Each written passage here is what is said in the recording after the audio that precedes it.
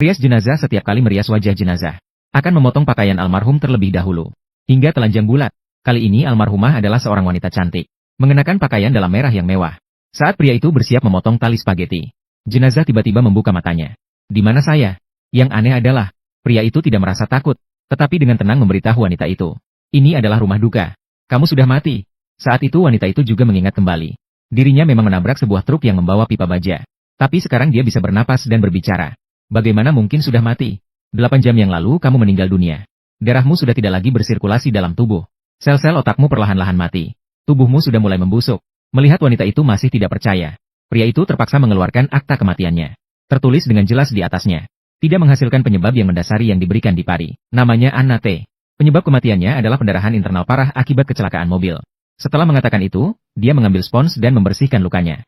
Anna bertanya padanya apa yang dia lakukan. Lau Bai berkata padanya. Aku ingin memperbaiki tubuhmu, agar kamu terlihat cantik di pemakaman. Tapi Anna masih merasa dirinya belum mati. Dia memohon dengan sangat agar Lau Bai melepaskannya. Dia bersumpah tidak akan memberitahu siapapun. Tapi Lau Bai tidak peduli. Dia mengambil bantal porselen dan meletakkannya di bawah kepala Anna. Lalu mulai menjahit lukanya. Yang aneh adalah, Anna sama sekali tidak merasakan sakit. Baru setengah jalan menjahit. Tiba-tiba terdengar suara bel pintu. Lau Bai segera mengambil sebotol cairan tidak dikenal. Menyuntikkannya ke dalam tubuh Anna. Anna perlahan menutup matanya. Orang yang datang tak lain adalah ibu Anna. Dia ingin melihat putrinya sekali lagi. Melihat putrinya berbaring dengan tenang di meja pembaringan jenazah. Sang ibu meneteskan air mata kesedihan. Pemakaman dijadwalkan pada hari Jumat. Dia berpesan kepada Lau Bai untuk merias putrinya dengan cantik. Setelah berkata demikian, dia bersiap untuk pergi dengan wajah muram. Lau Bai diam-diam merasa tegang. Segera menutupi Anna dengan kain putih. Tiba-tiba sang ibu berbalik. Rambutnya berwarna coklat. Saya ingin melihat warna aslinya. Tidak masalah. Pada malam hari, Anna perlahan-lahan mulai mendapatkan kembali kesadarannya. Dia duduk dari meja pembaringan. Dia buru-buru meraba denyut nadinya. Namun, sekeras apapun dia mencoba, dia tidak merasakan detak. Dalam kepanikan, dia memukul meja pembaringan dengan tangannya. Tapi ini malah membuatnya semakin takut. Karena dia tidak merasakan sedikit pun rasa sakit. Aku hanya terkejut. Tidak apa-apa. Dia turun dan mengambil telepon di dinding. Tapi telepon sama sekali tidak bisa dihubungi. Dengan putus asa, dia hanya bisa datang ke pintu dan berteriak meminta tolong. Biarkan aku keluar. Saat itu terdengar suara mobil dari luar. Ternyata itu pacarnya, Paul, yang tidak rela kehilangannya. Ingin melihatnya untuk terakhir kali. Sayangnya, Lau Bai menghalanginya di pintu. Mencari berbagai alasan agar Paul tidak bisa masuk. Anna samar-samar mendengar suara pacarnya. Tapi tidak peduli seberapa keras dia berteriak meminta tolong. Paul tetap tidak mendengar sama sekali. Akhirnya karena bukan keluarga almarhumah, Paul ditolak dengan kejam oleh Lau Bai di depan pintu. Paul hanya bisa pergi dengan sedih mengendarai mobilnya. Anna mempertanyakan Lau Bai mengapa tidak membiarkan Paul masuk untuk melihatnya. Tapi Lau Bai berkata, di mata orang lain, kamu hanya mayat yang terbaring di meja pembaringan jenazah. Hanya aku yang bisa melihat wujud asli kalian. Melihat berbagai tindakan aneh Lau Bai, Anna semakin yakin bahwa dia belum mati. Dia merasa Lau Bai pasti orang gila. Jadi saat dia keluar, dia diam-diam menyembunyikan sebuah gunting. Namun, perias jenazah yang baru kembali tidak mengetahui hal ini sama sekali. Kemudian, Anna mencari kesempatan dan langsung menusuk. Tidak disangka, tusukannya meleset. Dia berlari sekuat tenaga ke arah pintu. Namun, pintu itu sudah dikunci oleh Lau Bai. Melihat Lau Bai berjalan mendekat lagi, Anna mengangkat gunting di tangannya. Mengancam Lau Bai untuk menjaga jarak. Namun, Lau Bai tidak terpengaruh sama sekali. Bahkan, dia memegang tangan Anna dan mengarahkannya ke lehernya sendiri. Tusuk di sini. Akhirnya, Anna tidak berani menusuk. Lihat. Aku masih bernafas. Mungkin aku hanya koma. Pasti dokter yang salah. Anna, kamu sudah mati. Lau Bai berkata kepada Anna. Alasan dia bisa mendengar dan melihat mayat berbicara. Karena dia memiliki bakat khusus sejak lahir. Bisa berbicara dengan orang yang berada di antara hidup dan mati. Tapi di mata orang lain, dia hanyalah sebuah mayat yang dingin. Tentu saja Anna tidak percaya. Dia mulai melampiaskan kemarahannya dengan gila-gilaan. Menjatuhkan semua barang di laboratorium ke lantai. Namun yang membuatnya putus asa adalah, dia menginjak pecahan kaca tetapi tidak merasakan apa-apa. Hari itu Lau Bai membawakan pakaian pemakaman yang indah untuknya. Anna sangat menyukainya. Pada saat yang sama, dia juga melihat Lau Bai menaruh kunci kamar di saku luar jasnya. Setelah itu, dia mendorong usungan untuk mengambil mayat baru. Setelah Lau Bai pergi dengan mobilnya, Anna segera mengambil kunci itu. Tapi kuncinya terlalu banyak. Dia hanya bisa mencoba satu persatu. Pada saat itu, Lau Bai yang sedang mengisi bensin di pom bensin belum menyadari. Namun saat dia membayar, tiba-tiba dia menyadari kuncinya hilang. Dia segera merasa ada yang tidak beres. Segera mengemudikan mobilnya kembali. Pada saat itu, Anna akhirnya membuka pintu kamar. Tapi dia tetap tidak bisa keluar. Karena pintu utama villa juga terkunci.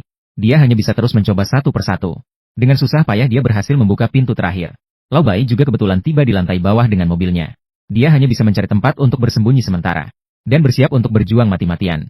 Dia tahu jika tertangkap, maka dia tidak akan pernah punya kesempatan untuk keluar lagi. Untungnya Lau Bai tidak menemukannya.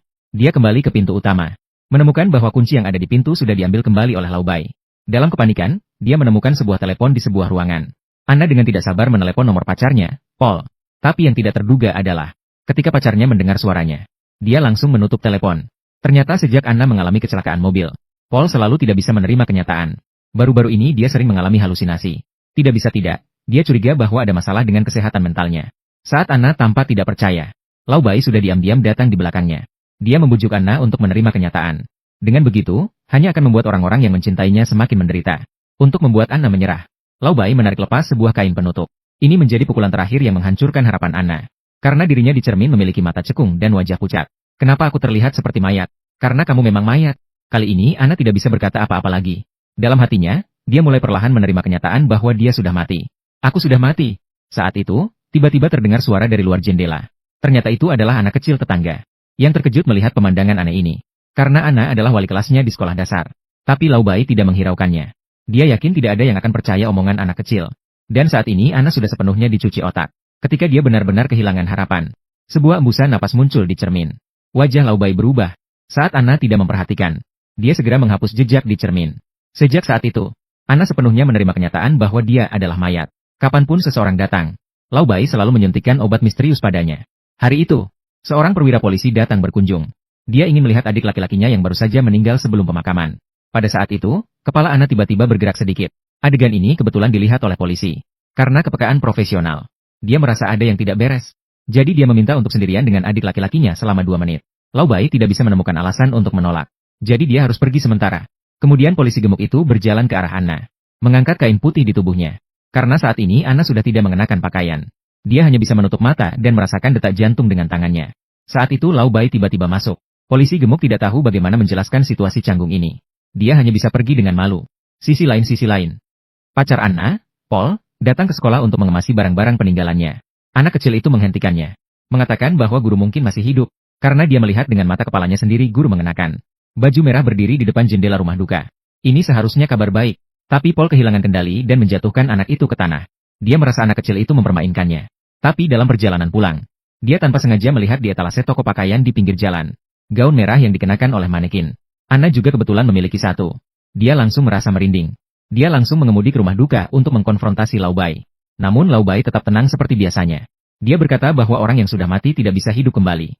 Bagaimana mungkin omongan seorang anak kecil bisa dianggap serius? Bagaimana mungkin Paul bisa mempercayainya? Dia menerobos masuk tanpa mempedulikan halangan. Dia menemukan pintu rumah duka dan berteriak memanggil nama Anna. Lau Bai mengikuti dari belakang, memegang gunting dan menunggu kesempatan. Namun Anna tidak bereaksi saat mendengar suara pacarnya.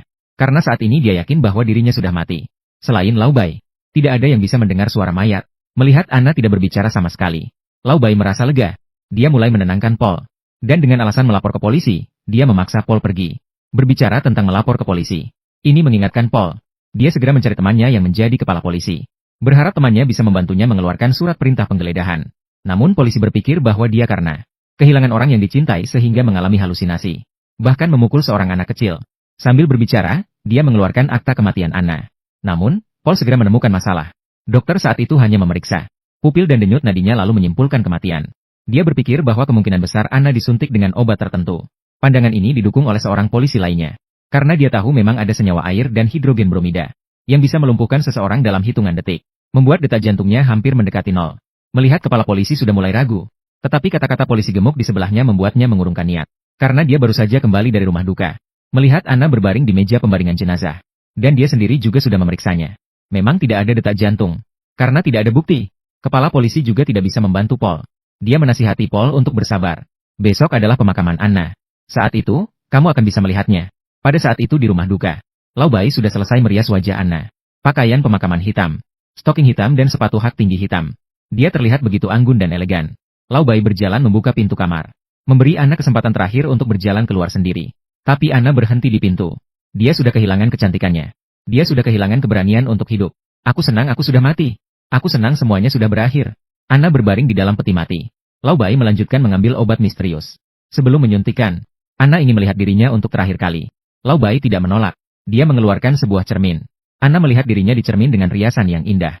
Mungkin inilah akhir dari hidup. Dia menghela napas panjang. Uap napas muncul di permukaan cermin tanpa ragu. Anna merasa agak aneh. Bagaimana mungkin mayat bisa menghembuskan napas hangat? Dia menyentuh dengan tangannya. Menyadari bahwa itu nyata. Bukan halusinasinya sendiri. Anna mulai berjuang mati-matian. Tapi semuanya sudah terlambat.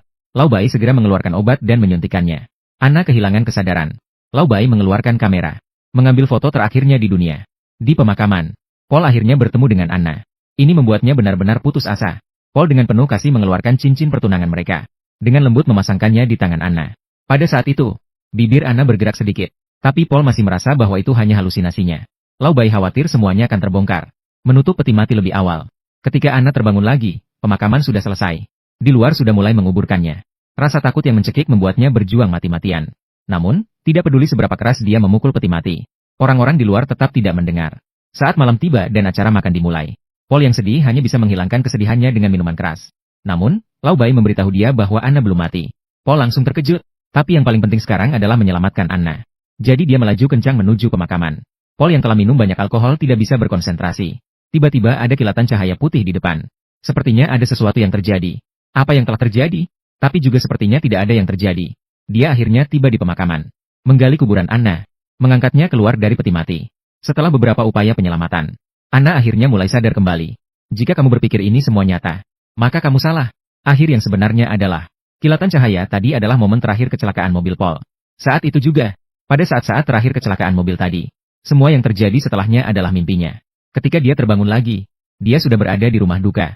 Berbaring di meja pembaringan jenazah yang pernah ditempati Anna. Masih wajah Lau Bai yang menyeramkan dan menakutkan.